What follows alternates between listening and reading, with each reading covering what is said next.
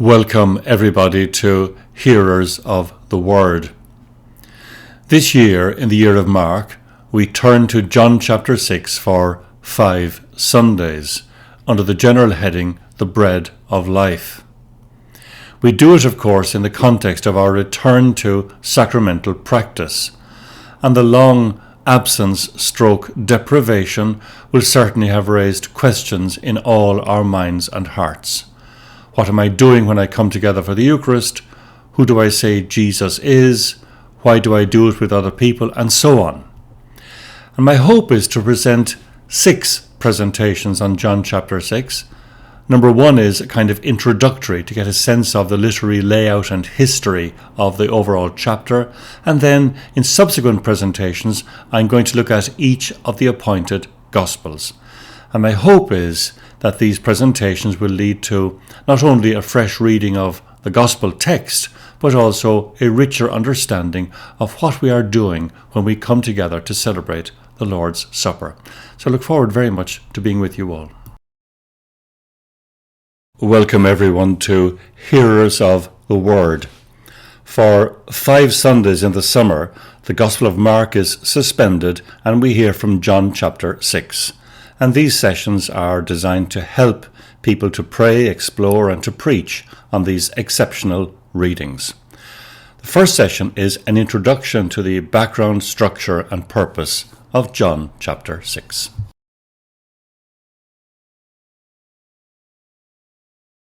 So as we explore John chapter 6, we'll take the following steps.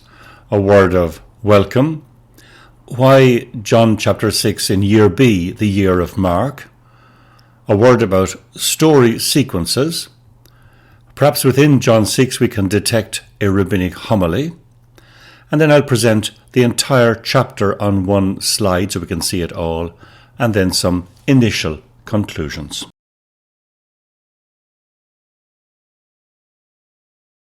So welcome everybody. Our context as we read John chapter 6 in this year is our return to sacramental practice and the restoration of access to the Eucharist. During the period of the COVID pandemic, which is not over, we were restricted in our access to the Eucharist and our joining with others in prayer. And naturally the experience has been a deep one, and various questions then arise from our experience, such as why belong at all to a community of faith, and what difference does it make to actually meet with people in person? A second question, why join in the Lord's Supper? I mean, what are we doing when we celebrate Mass? And finally, a personal question, why am I personally going back to celebrating the Lord's Supper with other people in church on Sunday? And for our reflection, there's plenty of potential in John chapter 6, which is primarily about the person of Christ, but also, of course, about the bread of life, the Eucharist.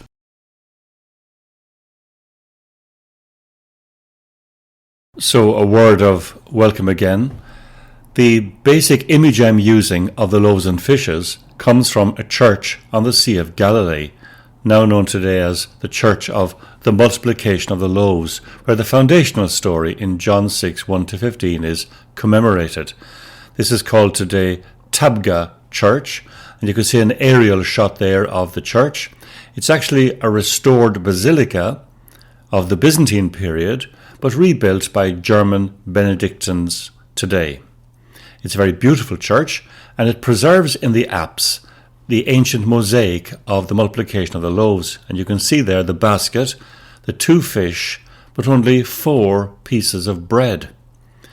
And this image stands before the altar, and the idea is that the 5th piece of bread is on the altar, and that those who celebrate the Eucharist participate in the nourishment offered by the Lord when they take the sacrament.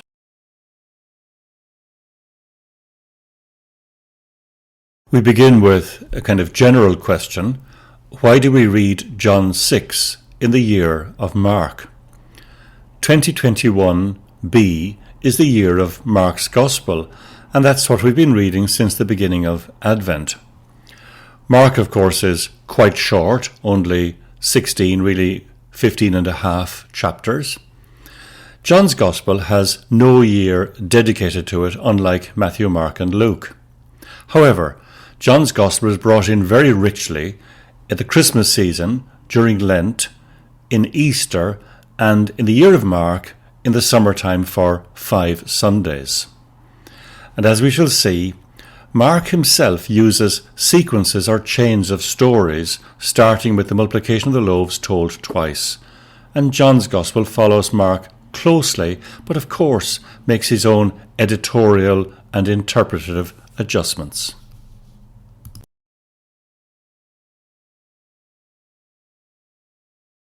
So here's what's happening during the Sunday readings.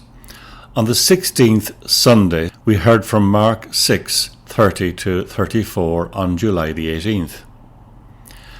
Next Sunday, we hear from John 6:1 to 15. That's on the 25th of July. That's followed by John 6:24 to 35 on the 1st of August. John 6:41 to 51 on the 8th of August. John 6:51 to 58 on the 15th of August, except, of course, that this year, that's the Feast of the Assumption, and the readings will be disturbed. And finally, we come to John 6:60 to 69 on August the 22nd. And then we resume on the 22nd Sunday on August the 29th with Mark chapter 7.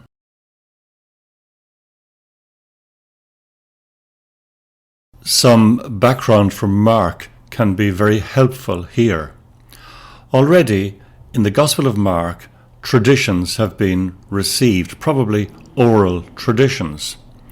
And in those oral traditions, there were 2 sequences which tell more or less the same kind of story in more or less the same order. For example, in sequence 1, in chapter 6:30 to 44, a miraculous feeding. In sequence 2, 8:1 to 9, a miraculous feeding.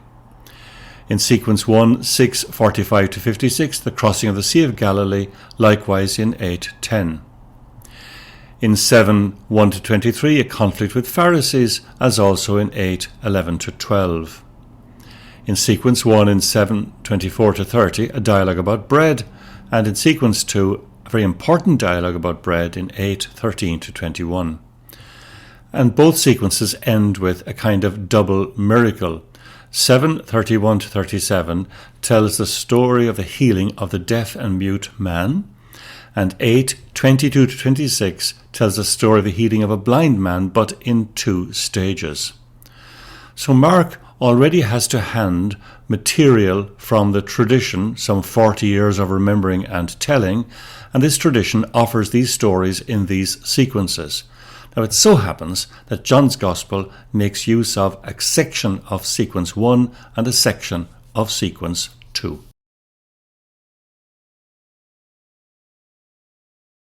When the Gospel of John presents again the sequences taken from Mark, of course he makes his own use of it.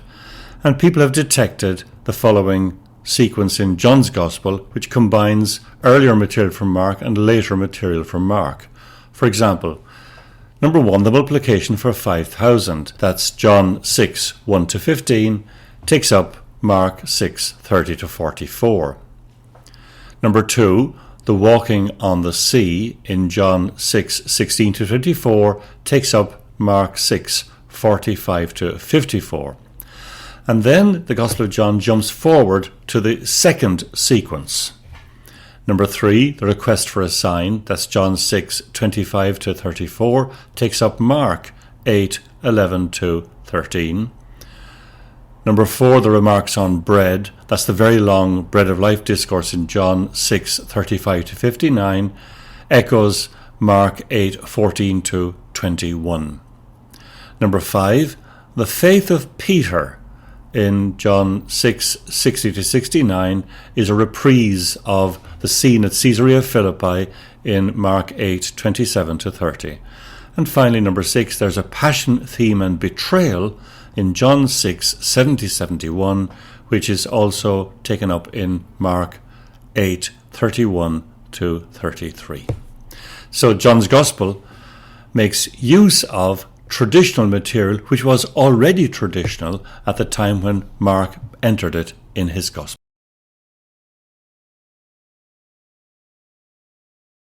That last listing of the contents gives me the opportunity to present the entire chapter 6 on one screen. I know the print is probably very small for you, but you begin to see the whole chapter.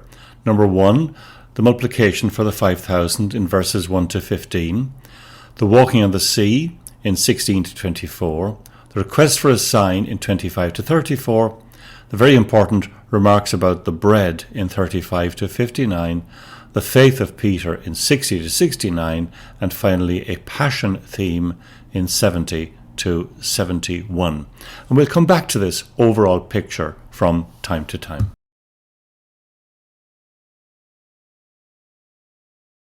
The new sequence in John already indicates a line of interpretation.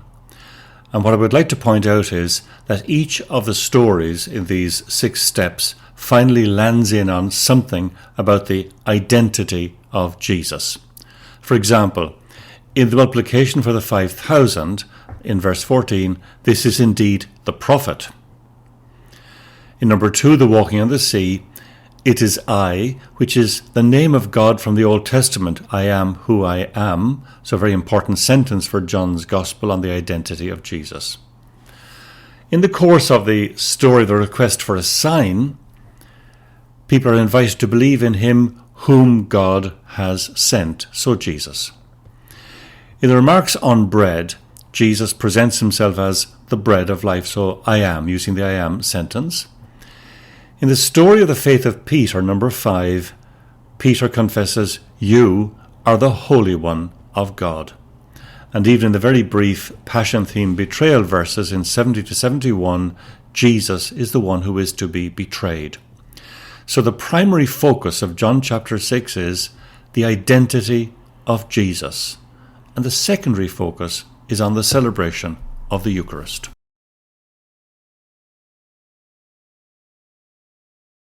The long discourse in John chapter 6 on the bread of life is an example of the generally long discourses in the 4th Gospel. These are in considerable contrast with the manner in which Jesus speaks in the Synoptic Gospels, always brief and pithy. And these are long reflections. And in the opinion of many, these are not words that Jesus himself historically said, but instead late reflections on the identity of Jesus and faith in him from the hand of the writer of the 4th Gospel, a great spiritual genius. But this great spiritual genius never invents things from a blank page. Instead, the writer is always in dialogue with the synoptic tradition, as here, and the writer is always in dialogue with the Hebrew Bible, as here as well, the miracle of the manna. And the I am the bread of life discourse is part of the 7 I am sentences in the 4th Gospel. I am the resurrection and the life, I am the light of the world, and so on.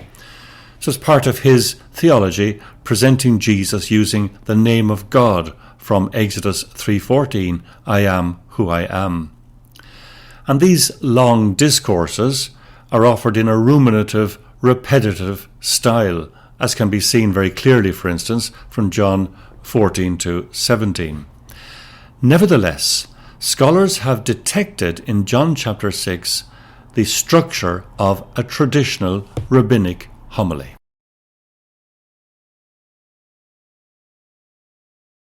People who have studied rabbinic homilies of the period detect 4 marks which are generally observed.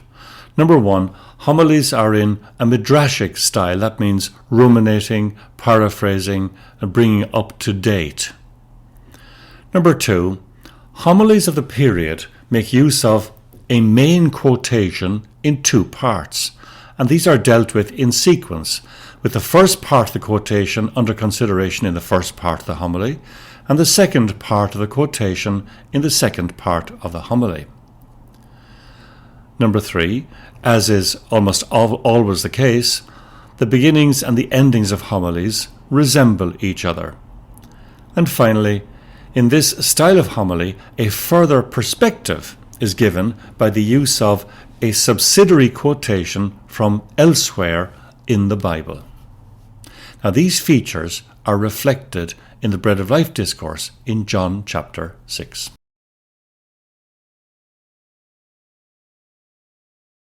When we come to look at the discourse in John 6:31-59, it becomes apparent that we have here an early Christian homily in a recognizably rabbinic midrashic form, combining text, paraphrase, and Haggagic material, that's holy stories from the past, to be seen in John 6:33, 50, 41, 51, 58, 38, 42, and so on. Number 2. The main quotation is taken from Psalm 78, verse 24. He rained down on them manna to eat and gave them bread from heaven. This in turn is a reading of Exodus 16:4, where we read, Then the Lord said to Moses, I am going to rain bread from heaven for you. And each day the people shall go out and gather enough for that day. In that way I will test them whether they will follow my instruction or not. And texts also echoed include Exodus 16:15. When the Israelites saw it, they said to one another, What is it? For they did not know what it was. And Moses said to them, It is the bread that the Lord has given you to eat. And it so happens that the first part of the discourse is dedicated to bread, and the second part of the discourse is dedicated to bread from heaven.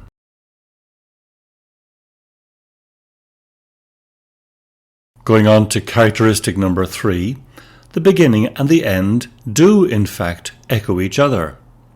At the start of the discourse we hear, Our ancestors ate the manna in the wilderness, as it is written, He gave them bread from heaven to eat.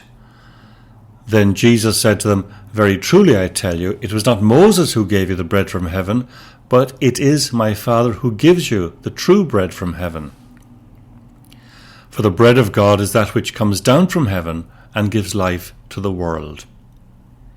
And towards the end in John 6:58, This is the bread that came down from heaven, not like that which your ancestors ate, and they died. But the one who eats this bread will live forever. And as you would expect in a rabbinic homily of the period, there is a subsidiary citation in John 6:45 taken from elsewhere in the Bible, in this case from Isaiah 54:13. All your children shall be taught by the Lord, and great shall be the prosperity of your children. And finally, the suspicion that we have here a homily is surely confirmed by the note in verse 59, He said these things while he was teaching in the synagogue at Capernaum.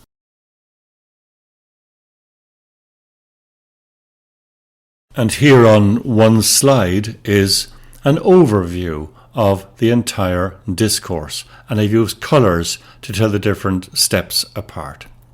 For example, the homily introduction from 6:30 to 34 is mirrored in the homily conclusion in John 6:52 to 59. In the introduction we read, He gave them bread from heaven to eat. And in the conclusion we read, This is the bread that came down from heaven. And the first part of the homily, that's part 1 on bread, is 6:35 to 40, which reflects on the bread of life. And the second part of the homily reflects on I have come down from heaven, that's verses 41 to 51. And in that second section, you have the subsidiary quotation from Isaiah, and they shall all be taught by God. So it seems clear that John's Gospel has presented this particular discourse in the form of a traditional rabbinic homily. He's in dialogue, of course, with synoptic material, especially Mark 8:13 to 21.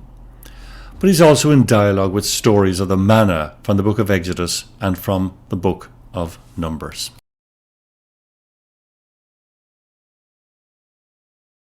We can begin to draw some initial conclusions. For 5 Sundays in the year of Mark, we hear from John chapter 6. It seems clear the evangelist makes use of a Markan sequence available to him, a sequence already quite developed when Mark himself made use of it. And the writer also expands significantly the remarks on the bread into his bread of life discourse. And for this discourse, it seems clear that he makes use of the outline of a traditional rabbinic homily of the period. As always, he's in dialogue with the synoptic tradition and with the Hebrew Bible.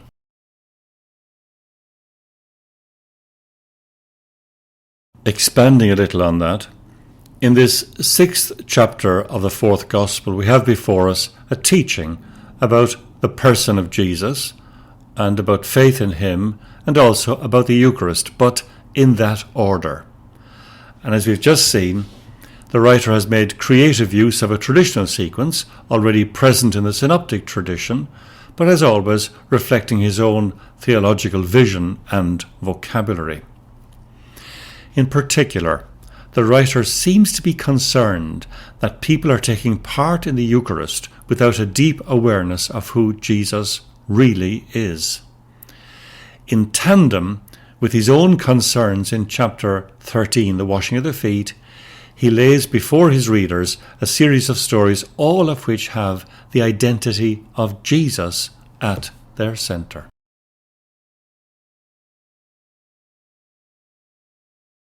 We find ourselves at this moment returning to Eucharistic practice and the reception of the sacrament. And naturally, because of the long suspension, questions have arisen for everybody. What do I truly believe in? Who is Jesus for me? And what am I doing when I take part in the Eucharist? And for us today, John chapter 6 is very helpful, because over the whole chapter there is a sequence which we can identify within ourselves. And the sequence I'm naming here as hunger, quest, faith, Jesus, and experience. And for example, on the first Sunday, so John 6, 1-15, the multiplication of the loaves, we are invited to recognize not hungers of the stomach, but of course hungers of the heart. What is it that draws me to the person of Jesus? And as a consequence, why do I celebrate with others the Eucharist? And the rest of the topics can be treated the same way, as we shall see. The idea of going on a quest, the discovery of faith, the encounter with Jesus, and then being able to name our own experience.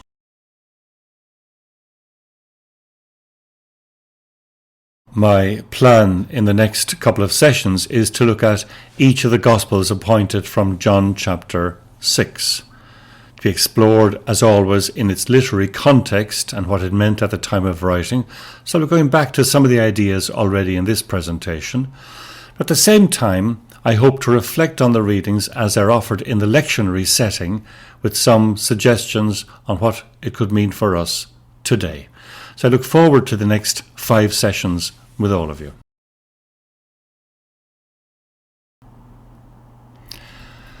I hope all that has not been too much in one presentation. In any case, my plan was to be able to map John chapter 6, I hope, helpfully, and I will certainly go back to this map from time to time in the subsequent presentations, and I look forward very much to being with you all.